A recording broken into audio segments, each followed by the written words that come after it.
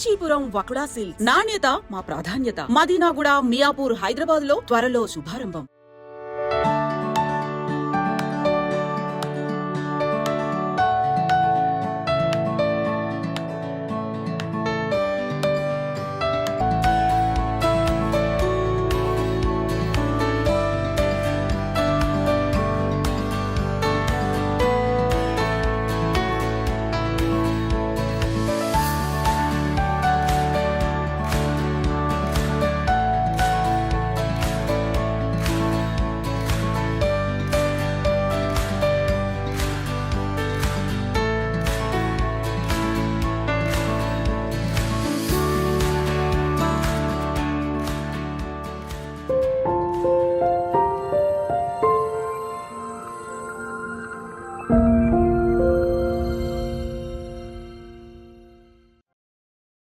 ఇంట్లో 5గురు పిల్లలుంటే సందడి సందడిగా ఉంటుంది.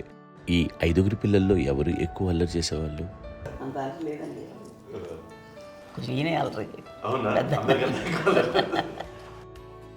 అమ్మ ఇక్కడ ఒకటమ్మా, అల్లరికి, హుషారుకి, చలాకితనానికి, చిలిపితనానికి ఆ తేడా తెలుసుకుని చెప్పమ్మా.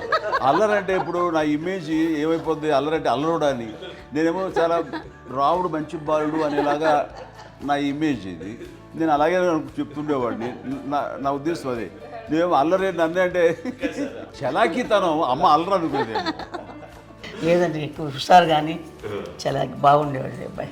ఇంట్లో పనులన్నీ మీకు సాయంగా ఉంటాయి? అవునండి, వాడే చేసేవాడు. అది ఇంట్లో ఎవరు ముట్టుకునేవాడు కాదు, మా నాగబాబు అస్సలు ముట్టుకునేవాడు కాదు. అన్నిటికీ నాకు ఆయన సహాయమే పాపం. నాన్న ఆయన ఉద్యోగం వెళ్ళిపోయారు. నేను పాక్కుంటూ అలాగా వెళుతూ వెళ్ళిపోయాను, నాకు తెలియదు. తర్వాత అమ్మ చెప్తుంటే నేరుగా మాత్రం కొన్ని కంబర్ కోలు ఉంది నాది. ఒక అది పెట్టి అది వెళ్ళి కూర్చోతా ఏడుస్తున్నాను రోడ్డు మీద. అయ్యేసరికి వాళ్ళు 3 years. సో నన్ను వాళ్ళు తీసుకెళ్ళి వాడు కంబర్ కోలు కూర్చోబెట్టాడు. ఇక్కడికి ఏడుస్తాను, ఎవరికి వెళ్ళాడో తెలియదు వాళ్ళకి. సో అది ఒక గంట పోయిన తర్వాత అమ్మ ఎత్తుకుంటూ వాడు వచ్చి వాడు చిన్నబిడ్డ అనిపిస్తారు మొత్తం తెచ్చి అది వాడు చూసి ఈ అబ్బాయి అన్నారు. కాదు అనేసింది. అది చాలా సరిగ్గా చూడమ్మా, ఈ అబ్బాయి మా అబ్బాయి అని. ఏంటమ్మా అంటే ఆ కమర్గోలులో కింద కూర్చోబెట్టాడు కదా, బస్ అంతా పూజేసుకుని అలాగే అయిపోయింది. అంటే రంగని కాదు కానీ ఆ కబరకోలులో కూర్చోబెట్టడానికి ఆ మసిగిస్తూ ఇంకా నల్లగైపోతుంది. అంత నలుపుడేసాడు. నా బిడ్డ కాదని అమ్మ వెళ్ళిపోబోతుంది, మళ్ళీ డౌట్ వచ్చి ఆగింది. అది రావు, నేను నా బిడ్డని తీసుకెళ్ళింది. అప్పుడు చేశాడు, కాడీస్ కట్టిందో డౌట్ నాకు.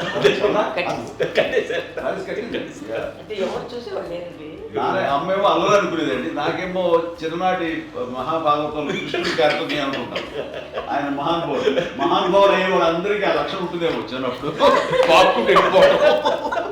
కొన్నిదల కుటుంబ సభ్యులు మంచి రుచులను ఆస్వాదిస్తారని, మంచి భోజనాలని ఆనందిస్తారని అందరికీ తెలుసు. చిన్నప్పుడు వీరి ఆహారపు అలవాట్లు ఎలా ఉండేవి? ఇదేవి ఎగిరేవి ఇవి ఎవ్రీ డే 2 పూట్ల ఉండాలంట. మరి నాగబాబు పాపం ఏముంది, తిన్నట్టు ఇష్టం. మరి అన్ని రకాలుగా నాన్న కోసం చేసి పెడుతుంటే మరి తను అది ఇష్టపడక ఆ తర్వాత లేకపోతే కోపడక ఎలా ఉంటాడు చెప్పండి. 5గురు పిల్లలు అయినా అమ్మా నాన్నలు కొంతమంది పైనే ఎక్కువ దృష్టి పెడతారు. ఈ 5గురిలో మీరు ఎవరి మీద ఎక్కువ ఫోకస్ పెట్టేవాళ్ళు? కళ్యాణ్ బాబు వాడంటే బాగా, అంటే వాడు ఏది తినేవాడు కాదు అస్సలు. ఏది ఆడికి ఏది తింటాడని ఇప్పుడు వాడికి నచ్చకపోతే, ఇప్పుడు నేనైతే నచ్చకపోతే చాలా గోల్ చేసేవాడిని. అన్నయ్యకేమో చాలా అన్నయ్య ఏదైనా ఏది పెట్టినా తినేవాడు, అసలు అడ్జస్ట్మెంట్ మెంటాలిటీ. నాకేమో నచ్చకపోతే చాలా గొడవ పెట్టేవాడిని. తిండి ఇది ఒక అన్నం, ఇదొక కూరలు అని వెళ్ళిపోయేవాడిని. అమ్మకు అమ్మతో తిట్టి నాకు వెజిటేరియన్ ఎలర్జీ ఉండేది, అంటే చిరాకు అనమాట. కళ్యాణ్ బాబు ఏంటంటే తనకి ఇష్టమైన ఫుడ్ ఉంటే తింటాడు సైలెంట్గా, బాగలేకపోతే సైలెంట్గా వెళ్ళిపోతాడు. అమ్మకి ఇదేమంటారండి, వదిలేమో తన తింటాడు. అటు నిశ్శబ్దంగా నిరసన ప్రకటించేవాడు. దాంతో వాడి గురించి చాలా ప్రొటెక్టివ్గా చూసుకునేది అమ్మ. పైగా చిన్నప్పటి నుంచి కొంచెం వాడు వీక్గా ఉండేవాడు, అంత బలమైన ఇది కాదు. దాని తర్వాత కొంచెం అందుకని అమ్మవాడిని స్పెషల్గా చూసుకునేది. వాడు స్పెషల్ కిడ్ అయ్యాడు ఇంట్లో. మీ అమ్మగారు మీ అక్క చెల్లెళ్ళకి ఇచ్చిన సలహా ఏంటి? అంటే ఇండిపెండెంట్గా ఉన్నాం కదా అమ్మ, ఎవరిని డిపెండ్ అవ్వద్దు, నీ పిల్లలు నువ్వే జాగ్రత్తగా పెంచుకో, ఎవరినైనా చేయకు, డిపెండెంట్గా పెట్టద్దు అని ఆవిడ మాకు బాగా ఎప్పుడు ఎక్కువ చెప్తుండేది. నాకు కొంచెం టఫ్ టైమ్స్లో కూడా ఆమె నీ పాటు నువ్వే ఉండాలి, ఎవరి దగ్గర ఉండదు, ఎవరింట్లో ఉండదు, మా దగ్గర కూడా ఉండదు, నీ ఇద్దరు కిలోమీటర్లు నువ్వే ఉండాలి. అది కష్టం కదండి అట్లా చెప్పడం. చెప్పారు చాలా తక్కువ చెప్పారు, బట్ నాకు అదే ఇచ్చే ధైర్యం. ఇండిపెండెంట్గా అట్లా ఒకరి దగ్గర ఉంటే నీ గౌరవం తగ్గిపోతుంది, ఎక్కడ ఉండదు. అది చాలా నాకు చాలా ఇన్స్పైరింగ్ ఉండేది మాటలు. అది ఇప్పుడు కూడా అది చాలా హ్యాపీగా అనిపిస్తుంది అని చెప్పింది. అంతే కదా, ఇప్పుడు మనకి ఏదైనా రోగాలు వస్తే చేస్తాం దాన్ని బాధపడుతుంది మనమే. బట్ తగ్గించే వాళ్ళు కన్సర్న్ చూపించే డాక్టర్స్ ఒట్టుకోలు కిత్తలు కింద ఉండొచ్చు, కానీ పోరాడాల్సింది మనమే.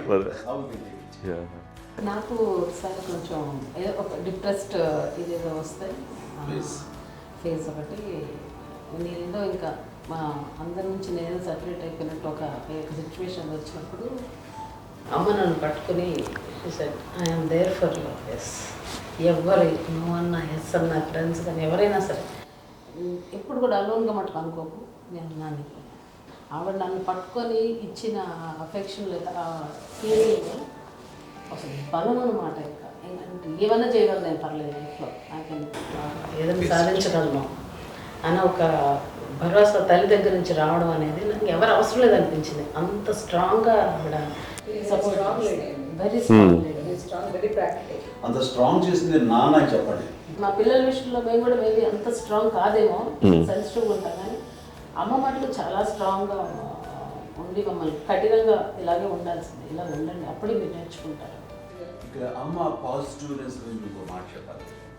అంటే తన బిడ్డలకే కాదు, ఈ రోజున మా రెండో పాప శ్రీజ కూడా తనకి లైఫ్ చిన్న డిస్టర్బెన్స్ వచ్చింది. ఆ టైంలో కూడా తను ఏముందంటే అప్పుడు నాన్నమ్మ దగ్గరికి వెళ్ళాను, తను ఇచ్చిన భరోసా తను ఇచ్చిన మాట వెళ్ళలేని ధైర్యం వచ్చింది నాతో. నాన్నమ్మ దగ్గర ఎప్పుడు కూర్చోస్తాడు అప్పుడే పాజిటివ్ ఫీలింగ్ వస్తుందని నాతో షేర్ చేసుకుంటాను. తను మాతో చెప్తుంటే అనిపిస్తుంది కరెక్ట్, అమ్మ ఏం పర్లేదమ్మా, లైఫ్ అంటే ఒకరితోనే అయిపోదు, ఆ ఒక్కడి వల్ల వాళ్ళ ఇన్ఫ్లుయెన్స్ తోటో వాళ్ళు మన మీద నియంత్రించడం కానీ మన బాధల్ని వాళ్ళు చేయడం అవుతాం.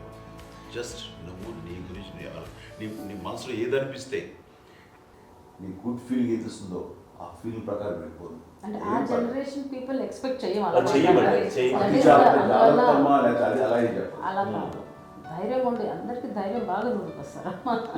ఫాదర్ కూడా, మా నాన్నగారు కూడా అస్సలు ఎప్పుడు అనేవాళ్ళు, ఎప్పుడు మీరు పెట్టే చెయ్యి మీరు ఎప్పుడు పైన ఉన్నది తప్ప తీసుకుని ఎలా ఉండకండి, చేతులు పెట్టుకొని అనే అట్లాంటివి చెప్తుండేవాళ్ళు. అందుకని మాకు ఇండివిజువాలిటీ మాకు బాగా, ఎప్పుడు కూడా ఒకళ్ళని అడగడం అని, ఈవెన్ బ్రదర్స్ని అడగాలన్నా కూడా మాకు అది పడిపోయింది మైండ్లో, కొంచెం కష్టపడ్డది.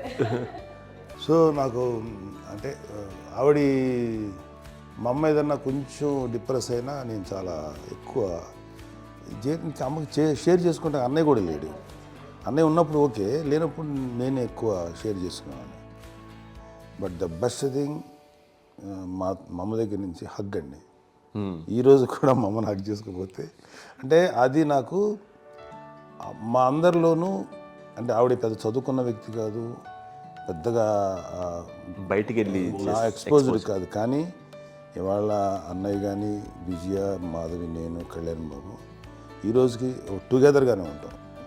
మేబీ మాకు కొన్ని విషయాల్లో నాకు మా మాధవ్కి డిఫరెన్స్ ఆఫ్ ఒపీనియన్స్ ఉండొచ్చు, మా చెల్లికి మా అన్నయ్యకి అట్లా ఉండొచ్చు, ఉంటుందండి ఫ్యామిలీ అన్న తర్వాత. కానీ ద ఇన్విజిబుల్ బాండేజ్ మా అమ్మ ఇచ్చింది, ఆ లవ్ అండ్ ఎఫెక్షన్, హగ్, అవన్నీ ఆవిడ నాన్ వెర్బల్ అడ్వైజ్ ఏంటంటే అందరూ అలా కలిసి ఉండాలనేది ఆవిడ నుంచి మేము నేర్చుకున్నామండి. అది ఇట్స్ ఇస్ నాట్ వర్డ్లీ, అది నోటి మాటకు కాదు, అది వెర్బల్గా కాదు, నాన్ వెర్బల్గా చెప్పినటువంటి. సో అందుకని అది మాకు గొప్ప, మేమందరం ఇప్పుడు అలా ఉండడానికి కారణం, అంత కలిసి ఉండడానికి కారణం, మెయిన్ కారణం మా అమ్మ అండి. అది సో అందరూ ఉండాలనేది మా అమ్మ అడ్వైస్. ఇప్పుడు కూడా నేను ఎప్పుడైనా ఏదైనా ఫీల్ అయినా, అన్నయ్య ఫీల్ అయినా, లేదు నాన్న అట్లా వదుకు, ఇట్లా ఉండండి, ఇట్లా ఉండి ఇప్పటికీ చెప్తుంది. మేము ఎవరైనా ఎప్పుడైనా మా చెల్లితో గొడవపడ్డా అనుకోండి, నేను అట్లా అనకరా అని ఎట్లాగా అంటే ఏమో లేదులేమ్మా ఏదో అన్నాను కానీ ఫీల్ అవ్వకమ్మా, మేమందరం కలిసి ఆవిడని అసలు టెన్షన్ పెట్టవండి మేము. సో అలా అలా అది ఆవిడ నేర్పించింది, అలా కలిసి ఉండటం అనేటువంటి బాండేజ్ని ఆవిడ తన ఒక హగ్తో చెప్పింది. అన్నయ్య సినిమా చూడండి, జాదుకే చెప్పాను కూడా అది మా అమ్మ దగ్గరే ఉందండి. శంకరదాదాలో చెప్తాడు చూడండి. ఇప్పుడు మోడ్రన్ వర్డ్స్లో చెప్పాలంటే మీ అందరికీ ఆవిడ ఒక వైఫై లాంటిది. Yes, you can say that. Yes yes. ఇంకొక అడ్వైజ్ కట్టండి, అమ్మ విషయంలో నేను గొప్పగా ఫీల్ అయ్యేది, కానీ చాలామంది పెద్దలు రిటైర్ అయిపోయి విశ్రాంతి తీసుకుంటున్నటువంటి పెద్దలందరూ కూడా ఆచరించే విధంగా ఒక విషయాన్ని నేను గమనించాను. ఇప్పుడంటే నా దగ్గర ఉంటుంది కాబట్టి ఉన్నాను. అమ్మ విడిగా ఇంకొక ఇంట్లో ఉండేది 9 సంవత్సరాలు, నాన్నగారు దూరమైన దగ్గర నుంచి ఉండేది. 5 సంవత్సరాలు ఒంటరిగా ఉండి నన్ను బిడ్డలందరూ ఎవరు మానవాళ్ళు వెళ్ళిపోయారు, నేను ఒంటరి అయిపోయాను అన్న ఫీలింగ్ అమ్మకు ఎప్పుడు ఉండేది కాదు. తర్వాత బిడ్డలు ఆయా వాళ్ళ టైం బట్టి వచ్చి చూసుకుంటే సరిపోతుంది. అది వారమా, నెలక, 2 నెలక, అసలు ఒకసారి రాలేని పరిస్థితిలో ఉంటుంది. 5-6 నెలల పాటు ఇదే ఊళ్ళో ఉండి పక్క వీధుల్లో ఉండి ఎవరి పనులు వాళ్ళు బిజీగా ఉండి, ఎవరి షూటింగ్ వాళ్ళు బిజీగా ఉండి, ఎవరి ప్రొఫెషన్లో వాళ్ళు బిజీగా ఉండి, ఎవరి ప్రొఫెషన్లో వాళ్ళు బిజీగా ఉండి, తన సంసారికి తను బిజీగా ఉంటాను. ఒకసారి అమ్మ ఏమీ ఫీల్ అయ్యేది కదా, ఏంటమ్మా రావట్లేదు, అసలు పట్టించుకోవట్లేదు ఏంటి అంటే, అంతేలేమ్మా అని ఇలాంటి నిరసన మాటలు కానీ, ఈసరింపు మాటలు కానీ, లేకపోతే న్యూనతాభావం కానీ ఇలాంటివి ఎప్పుడు అమ్మకు లేవండి.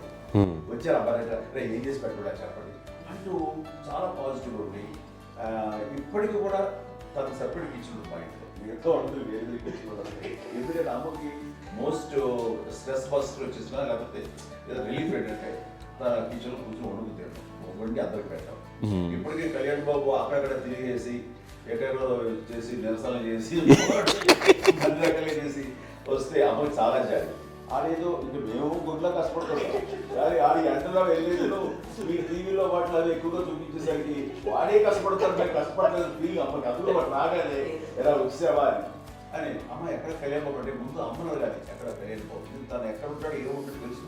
అది తెలిసిన తర్వాత ఎక్కడ తను వాడికి ఇష్టమైన బిర్యానీ అవి చేసి చక్కగా పంపించి అన్నీ చేస్తుంది.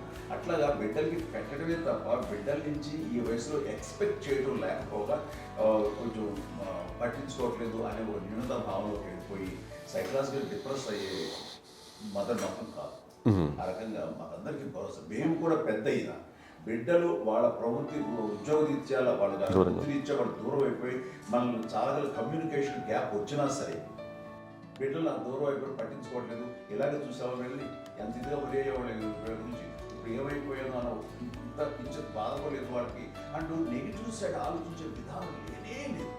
అది మా అందరికి ఎంత కంఫర్టబుల్ అంటే అంత అయితే ఎందుకోకపోతే మాధవ చూసుకుని మాధవ లేకపోతే నాగబాబు వెళ్తుంటాడు కడియడం వల్ల మా విజయ్ చూసుకుంటున్నది సరే నాకు కళ్యాణ్ బాబు తను చూసుకుంటాడు. ఇట్లా ఎవరో కూడా వెళ్తూ ఉంటాం. అమ్మ మాత్రం అది వెరీ గుడ్ హెల్దీ. నేను చాలా మంది తల్లిదండ్రులు చూశాను, అవును, వాళ్ళు చాలా ఇబ్బంది పడుతూ ఉంటారు. పట్టించుకోవట్లేదు, మేము అర్థం చేసుకోగలము కానీ వాళ్ళు వస్తే బాగుంటుంది కదా అనేది ఉంటుంది. ఫీల్ అవుతారు. అవును, అలాంటి ఫీలింగ్ ఏం లేదు. పైగా బిడ్డలు వస్తే వాళ్ళకి ఏం చేసి పెట్టాలా అనే ఆలోచన. అది వెరీ హెల్దీ. చాలా మంది ఆచరించాల్సిన గొప్ప విషయం అనుకుంటాను.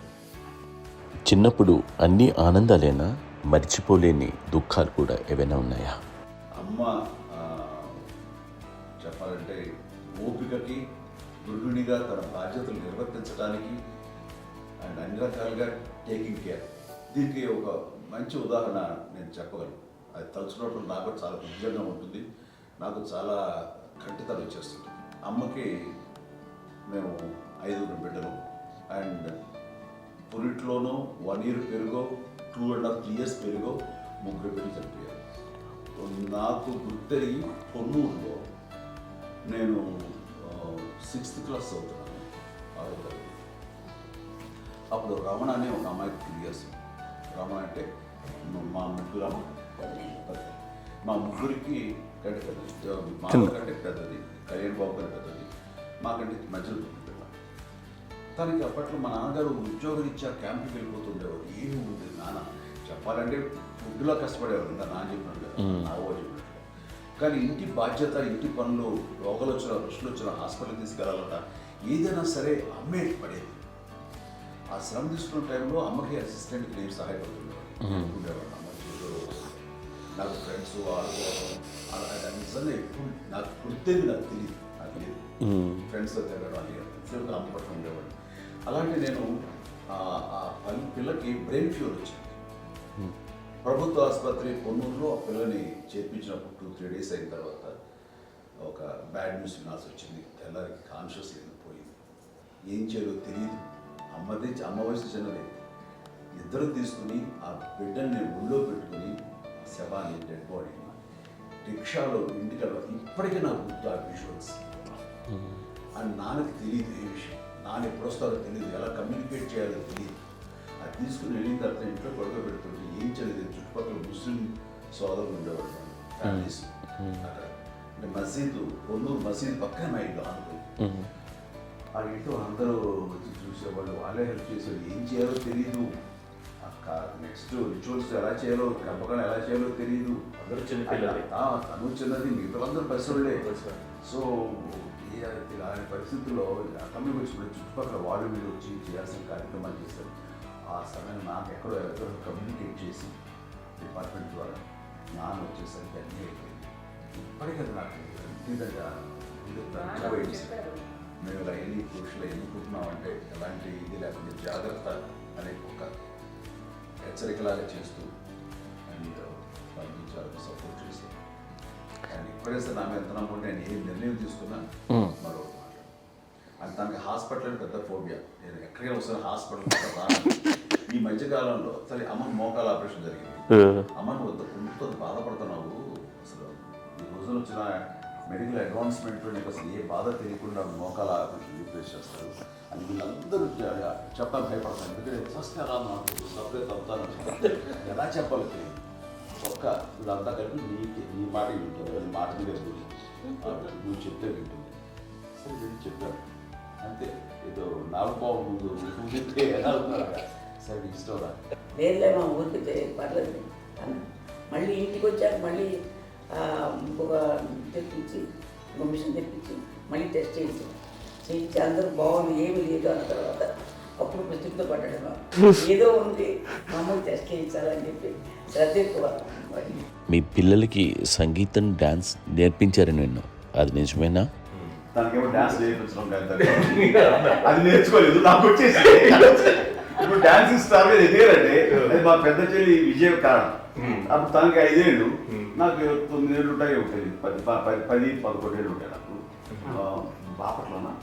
సో బాపట్ల చాలా చిన్నది, 5 ఏళ్ళు. నాకు ఒక 11-12 ఏళ్ళు. తను తీసుకొని గోడ మీద పెట్టుకోవడం అలా కూర్చొని చూస్తుండేవాడు.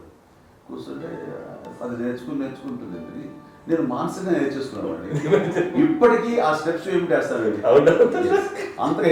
ఇప్పుడు దాన్ని తరబడతాయి. ఇంకోటి ఏంటమ్మా, నమో నమో ఎన్ని ఉన్నాయో సాంగ్స్ నేను నేర్చేస్తున్నాను అన్నమాట. 5 పిల్లల్లో ఎవరు ఎక్కువ పని చేసేవాళ్ళు, ఎవరు తక్కువ పని చేసేవాళ్ళు? ఏ పని చేయనండి, చేసేవాడు కదా. అన్నయ్య చేసేవాడు, అన్ని పనులు అన్నయ్య చేసేవాడు. ఇక మా చిన్న చెల్లి, పెద్ద చెల్లి ఎక్కువ చేసేది.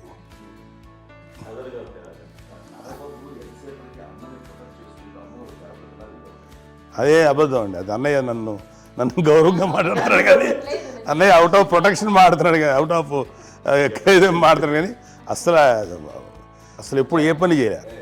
లేదు నిజం, ప్రామిస్ అండి, ఏ పని చేసేవాడు కాదు. మా ఇద్దరికి మధ్యలో పాపం అన్నయ్య చాలా పని చేసేవాడు. ఎంత పని చేసేవాడు, నేను ఇచ్చిన తర్వాత మళ్ళీ నాకు ఏదైనా చిన్న పని చెప్తే అది కూడా నువ్వే చేయనివ్వండి. ఆ కోపం వచ్చేది, కోపం వచ్చి ఒకడు కొట్టేవాడు. కొడితే కోపం వచ్చేది తప్ప నేను వెళ్ళేవాడిని కాదు. అమ్మకి ఎప్పుడు ఏంటంటే ఒక ఇదే పని చేయడని, అంతే. నిజంగా ఏ పని చేసేవాడు కాదు. అవునా? లేదు లేదు లేదు మహాప్రేమ.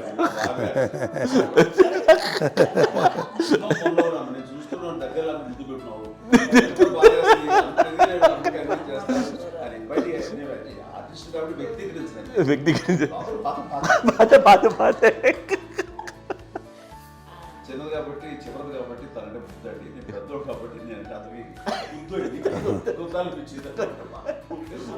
ఎక్కువ కష్టపడింది కానీ మా నాన్నగారి చేతిలో ఎక్కువ, అంటే నాన్న బాగా కోపం ఎక్కువ అనుమానించింది కానీ అన్నయ్య పాపం బాగా దొరికేసేవాడు పాపం.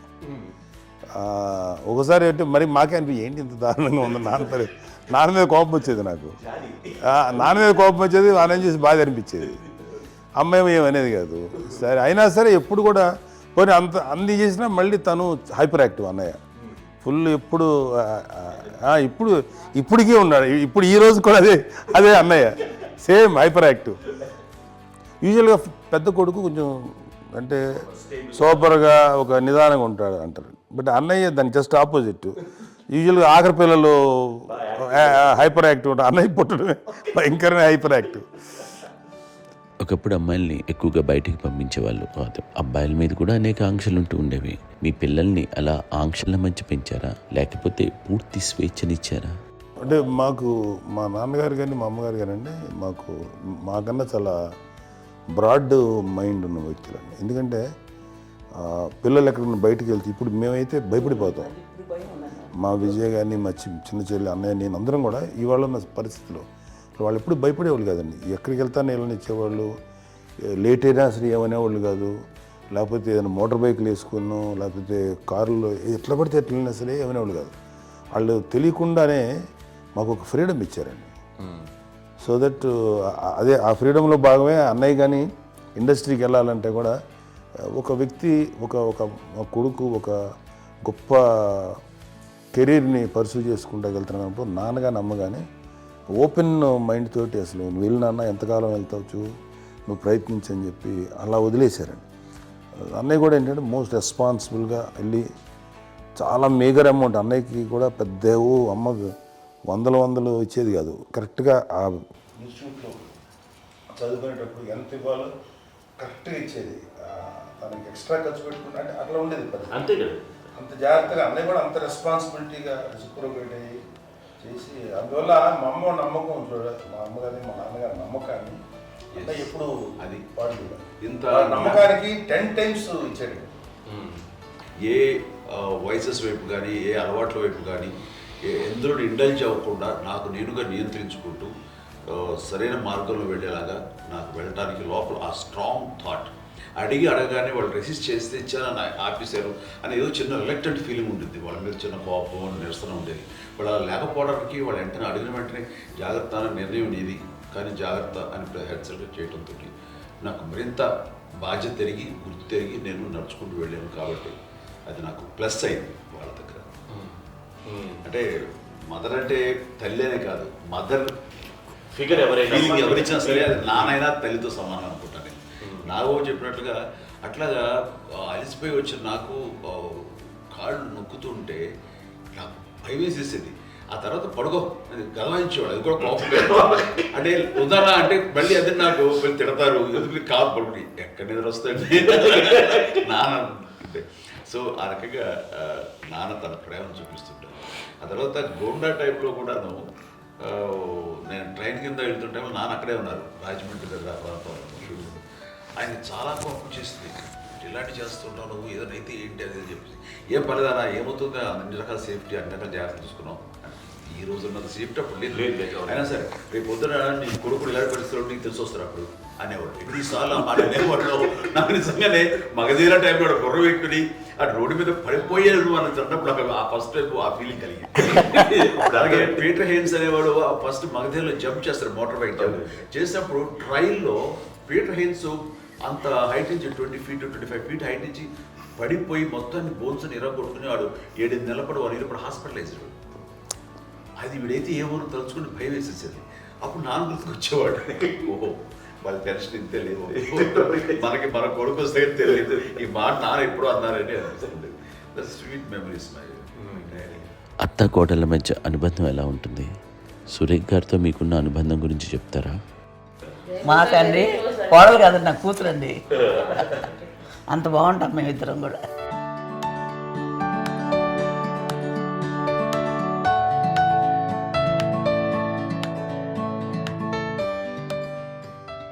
మీది ఒక అందమైన ఉమ్మడి కుటుంబం, అందరూ కలిసి ఉంటారు. ఇంత ఆనందంగా ఉండడానికి కారణం ఏంటి? దీనికి పునాది ఎవరే వేశారు? మా నాన్నగారి క్వాలిటీ నేను ఎగ్జాంపుల్ చెప్పగలను. అమ్మ వాళ్ళ ఇంట్లో పెద్దది, వాళ్ళ నాన్నగారు అంటే మా తాతయ్య గారు ప్రొహిబిషన్ డిపార్ట్మెంట్లో సిఐ గారు ఎస్ఐ గారు చేశారు. ఏదో మా ఇన్స్పెక్టర్ సిఏ సీఏ చేసి ఆయన కాలం చెందారు. చాలా ఎర్లీగా 48 years చచ్చిపోయారు. పార్టీలో చచ్చిపోయారు. 40 దాదాపు 40 సరిపోతే ఆయనకి అప్పటికి అమ్మ కాకుండా 4 బిడ్డలు. అమ్మ తర్వాత అబ్బాయి తర్వాత 3 ఆడపిల్లలు. వాళ్ళు ఏంటంటే రాకరావిడి నాగబాబు కంటే కూడా చిన్నవాడు. అది ఆ వయసు అంత చిన్నవాడు. అమ్మ మా పిన్నమ్మలు నాకంటే చిన్నవాడు. అలాంటి పిన్నమ్మల్ని ఆయన వీళ్ళ నాగ చనిపోయిన తర్వాత తన ఫ్యామిలీ అంతగా నాన్న పెంచారు. నాన్న కూడా అరాపురా శాలరీ మీద బతికేదే తప్ప కూడా కాదు. సో తనకు మిగిలిన దాంట్లో మళ్ళీ ఆ ఫ్యామిలీని చూసుకోవడం, మా అమ్మమ్మని చూసుకోవడం, వాళ్ళ మంచి చెడు చూసుకోవడం. వాళ్ళకు ఇల్లు మాత్రం ఉంది మొగల్తూరులో. ఆ ఇంట్లో వాళ్ళు అద్దెకు వస్తే ఆ కొంచెం డబ్బు నానిచ్చే డబ్బు, అక్కడ పొలం కొనిచ్చారు. ఆ పొలం మీద వచ్చే డబ్బుతోటి అంతా బాగా చూసుకోవాలి తన ఫ్యామిలీ లాగా. అందరికి మ్యారేజ్ కాబట్టి నాన్న ఫస్ట్ సూత్రధారి. అమ్మ కూడా ఫ్యామిలీ బాండింగ్ టుగెదర్నెస్ అనేది స్ట్రాంగ్గా ఉండటానికి నాన్న ఏర్పాటు చేసినటువంటి బీజం. అది అమ్మ కంటిన్యూ చేస్తుంది. మేము ఇవన్నీ చూసి మేము నేర్చుకుని మేము టుగెదర్ అట్లా ఉంటాం. అందునే we are very rich in terms of emotional bonding. ఇప్పటికే ఎవరికి ఏ కష్టం వచ్చినా, ఎవరికి ఏది ఇబ్బంది వచ్చినా సరే మొత్తం అందరం గుమిగూడిపోతాం. ఏ లెవెల్గా వెళ్ళిపోయి మోర్ సపోర్ట్ చేస్తాం. అండ్ వీ డోంట్ ఎక్స్పెక్ట్ ఇంకా అంతమంది ఏముంటుంది ఒకరినొకరు భరోసా. అది మా ఫ్యామిలీ మేము వెరీ స్ట్రాంగ్ అని చెప్పాలి. పెద్దవాడిని కాబట్టి అవకాశం నాకు వచ్చింది కాబట్టి అమ్మ ఇది ఎప్పుడు ఎవరు కొన్ని విషయాలు నాగబాబు సపోర్ట్గా ఉంటాడు. నాగబాబు ఉండి వాడు ఉంటాడు భరోసా. అలాగే ఆడపిల్లలు. మీ అందరిలోనూ అమ్మని ఎవరు ఎక్కువ జాగ్రత్తగా చూసుకుంటారు? ఎందుకంటే ఎగ్జాక్ట్లీ మేము కూడా గమనించలేని సున్నితమైనటువంటి విషయం, లైక్ హెల్త్ విషయం కానీ, అమ్మ మూడు కానీ, అన్నయ్య ఎంత క్యాజువల్ ఎంత బిజీ ఉన్నా ఒక అమ్మాయి ఉంటుంది. అలాగే చాలా చిన్న చిన్న విషయాలు కూడా చాలా మెడికల్ ఇంట్రెస్ట్. అందుకని మాకు అన్నయ్య ఉన్నాడు, అన్నయ్య దగ్గర ఉన్న అమ్మ అంటే ఇంకా ఎక్కువ రిలాక్స్ అయ్యాను. అన్న దగ్గరికి వచ్చాక మేము అందరం చాలా కంఫర్ట్ అయిపోయాం. ఎప్పుడు ఎవరు కొన్ని విషయాలు నాగబాబు సపోర్ట్గా ఉంటాడు. నాగబాబు ఉండి వాడు ఉంటాడు భరోసా. అలాగే ఆడపిల్లలు ఇట్లా ఒకరు కాంప్లిమెంటింగ్ టు ఈచ్ అదర్ అండి. అది ఒక్కరు కాదండి, అది వాళ్ళ ఆమె చూపించే ప్రేమగా నేను చెప్పగలను. కానీ బట్ దీని అందరూ సూత్రధారి నాన్న తర్వాత అది అమ్మ మెయింటైన్ చేస్తుంది. ఇప్పుడు అమ్మ నా ఇంట్లో ఉంది అంటే మనవాళ్ళు వస్తారు, మనవాళ్ళు వస్తారు, ఆడబిడ్డలు వస్తారు, వీళ్ళ బిడ్డలు వస్తారు, ఇల్లు ఎప్పుడు కలకలాడతారు అమ్మ. అది మేమందరం ఆచరిస్తుంటాం పండగలకి పబ్బాలకి. అది నిన్న మొన్న నాగబాబు వచ్చి చాలాసేపు కూర్చున్నాడు. నేను ఇంట్లో లేకపోయినా వచ్చి నాగబాబు కూర్చొని టైం స్పెండ్ చేసి వెళ్ళిపోతుంటాడు. అలాగే చెల్లెలు ఇద్దరు ఆల్మోస్ట్ ఎవ్రీడే మాత వస్తుంటుంది, తను కూడా వస్తుంది. నిన్న సాయంత్రం కూడా వచ్చి ఉంటుంది. అమ్మా మధ్యాహ్నం వచ్చి కదా వచ్చి ఇక్కడే భోజనం చేసుకో అలా ఉంటుందండి. ఈ తరం వాళ్ళకి మీరు ఇచ్చే సలహా ఏంటి? కలిసి ఉంటే బాగుంటుందండి. పిల్లలు తల్లి కలిసి ఇంకా అక్క చెల్లెలు తమ్ముడు అందరూ కలిసిమెలిసి ఉంటుంది. అన్నీ ఉంటుంది. సంసారం నిలబడుతుంది. లేకపోతే ఏముందండి ఇక్కడ వెళ్ళిపోతారు. విడిపోతే ఇక్కడ ఎవరు బాగా అంతే. ప్రేమలు ఇప్పుడు లేవండి, తగ్గిపోయాయి. మెకానికల్ చాలా మటుకు ఏదో ఇంకా వాళ్ళ పనులు చేసుకోవడం ఏదో జరిగిపోతూ ఉంది అనుకోండి. అంత ప్రేమలు ఎక్కడ లేవండి ఇప్పుడు ఈరోజు. అంటే ఒకప్పుడు ఒకళ్ళకి ఇంకొకళ్ళు భరోసాగా ఉండేవాళ్ళు. అంటే అందరూ కలిసి సపోర్ట్గా ఇది చేయడం. పెద్దనాన్నగారి పిల్లలు కూడా ఆయన చూసేవారు. మా నాన్నగారు అన్నయ్య గారు నాన్నగారు వాళ్ళ బిడ్డలు కూడా వాళ్ళ ఇక్కడే బిడ్డలు ఉన్నారు. నేనే పెళ్లి చేశాను. వాళ్ళు కూడా అమ్మే, వాళ్ళ ఆడపిల్లలు కూడా అమ్మే. పెళ్లి చేశాను. ఇద్దరు పిల్లలు. చూడండి నాన్న ఎట్లయితే తన చెల్లెలు చూసుకున్నారో అట్లే నాన్న తరపు అమ్మగారి పిల్లలు వాళ్ళు చనిపోయారు చెల్లి గారు. వాళ్ళ బిడ్డలకి పెళ్లిళ్ళు పేరెంటాలు అన్నీ చేసింది అమ్మాయి. అమ్మ అలా చేసింది కాబట్టి అది మాకు మార్గదర్శకం ఉంది.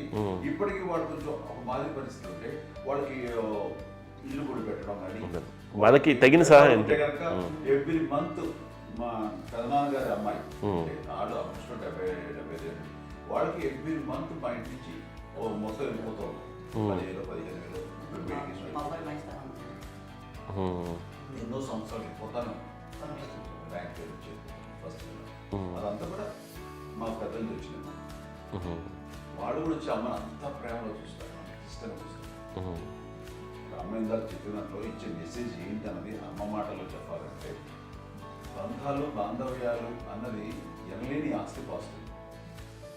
సో ఎలాగైతే డబ్బు ఎంత సంక్రమించింది, ఎన్ని ఆస్తులు వచ్చాయి ఫిజికల్గా అనే దాని మీద కంటే కూడా ఇవి ఆస్తిగా తీసుకుంటూ దీన్ని విలువ ఎరిగి గుర్తెరిగి దాని ప్రభావం తెలుసుకుని అది కనుక మనం ఇచ్చుపుచ్చుకుంటే ఫ్యామిలీలో అంటే దాన్ని మించినటువంటి గొప్ప సంపద కష్టాలు వచ్చినప్పుడు డబ్బు తీరుస్తుంది కాదండి, కష్టం వచ్చినప్పుడు ఒక భుజం తీరుస్తుంది, ఒక చేయూత తీరుస్తుంది. అది మన బ్లడ్ రిలేషన్ మనలో మనకి అది ఉండటం అనేది అదృష్టంగా ఫీల్ అవుతుంది. అంటే ఒకసారి అమ్మ చూసి నాకు ఎందుకు అనిపిస్తుంది అంటే అది ఎవరి ద్వారా సంక్రమించడానికి తన ఆ చెట్టు కొమ్మగా కాబట్టి ఆ చెట్టుకే మనం ఆపాదించాలి.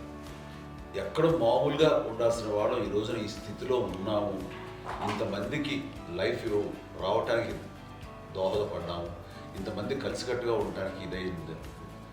అమ్మని చూస్తుంటే నాకు ఎవరు చూస్తుందంటే అబ్బా ఇలాంటి జన్మం మనకి ఎవరికైనా ఉంటుందా, ఇంతమంది మనుషుల చేత కొలవబడేవాళ్ళు, ఆరాధింపబడేవాళ్ళు, అభిమానించబడేవాళ్ళు, ఇంతమంది నా వంశమా నా సంపద అని అమ్మ ఫీల్ అంత గొప్ప ఫీలింగ్ ఎవరికి ఉంటుంది.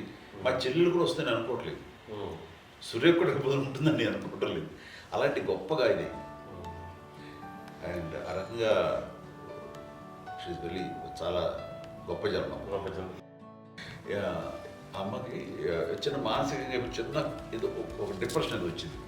ఏదో నాన్న గుర్తుకొచ్చో, నాన్న లేరనో, లేకపోతే వాళ్ళ అమ్మగారు కూడా అదే టైం చనిపోయారనో, తన దగ్గర ఉంటారు ఏదో ఉన్నప్పుడు మేము అందరం సపోర్ట్గా ఉండి రామా కొన్నాం నా దగ్గర ఉందిగా అని చెప్పేసి అప్పట్లో అమ్మ వేరేగా ఉంది. ఉన్నప్పుడు ఒకటే మాట అమ్మ నీలాంటి గర్భం అంటే అంజనమదే గర్భం అని బయట ఎన్నోసార్లు నా ఫ్రెండ్స్ కానివ్వండి, బయట కానివ్వండి, కొన్ని సందర్భాల్లో మీటింగ్లో కానివ్వండి, స్పీచెస్లో కానీ అన్నవాళ్ళు ఎంతోమంది అన్నారు. వాళ్ళ మాట అంటే రీజన్ తెలుసా నీకు? కోటాల్లో ఎంతమంది తల్లులకు నీకు వచ్చిన అదృష్టం, నీకు లభించినటువంటి వరం ఎవరు లభిస్తున్నాను. బిడ్డలు ఎంతోమంది చేత కొనియాడబడుతున్నారు, ఎంతోమందికి సహాయపడుతూ ఆ రకంగా వాళ్ళందరి యొక్క ఆశీస్సులు పొందుతున్నారు. కానీ ఎంతోమందికి నిరంతరం హెల్ప్ చేస్తూ వాళ్ళ ఇది చూసుకుంటున్నారు.